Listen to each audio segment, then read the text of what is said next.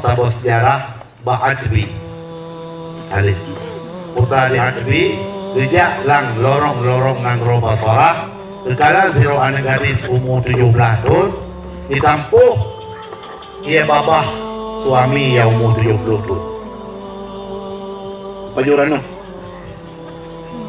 cok cum le itu Wadwi katanya ayah man huwalah siapa itu zauji suamiku hai suamimu umur 70 kata 15 suami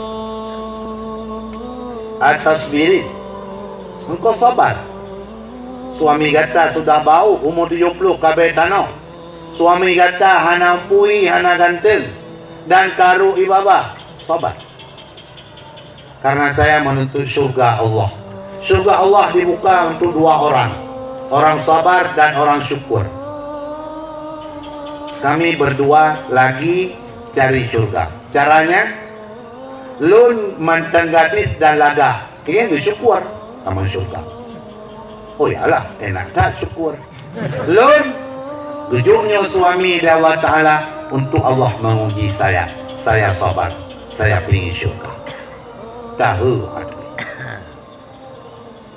semoga ada di hati-hati ibu-ibu sekalian.